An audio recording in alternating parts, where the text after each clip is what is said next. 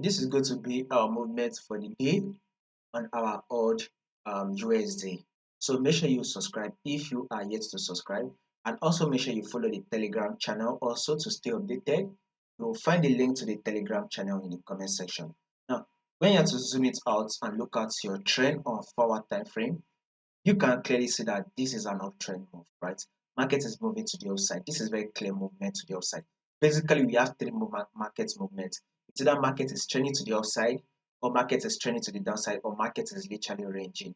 These are the three movements we tend to have on, in the market. So when you take a look at this, your odd USD, you can clearly see that we are trending to the upside. Market is literally trending to the upside. Now let's slow down. Let's go in, zoom it in properly. Now, when market was literally trending to the upside, market was ranged within this level, right? Then market eventually was able to break out of the ranging market move, broke out of it, broke out of our resistance level, right? Then give us a pullback. Market was able to push up one more time, form a new higher high, and this is a pullback the market did form layout.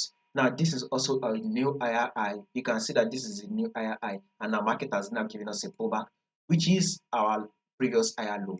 So this is now serving as an equal higher low. This is an equal higher low right now. So we will be expecting market to reject from this level and push up, thereby forming a new higher high. So this is to tell you that for the day, we will be expecting a bullish move on odd USD. So you odd USD should be giving us a bullish movement. Now, if in case there will be any changes to this movement that we just predicted, I'll make sure I let you guys know about those changes. So make sure you subscribe and therefore you not miss out on the updates. And also follow the Telegram. You'll find the link to the Telegram in the comment section.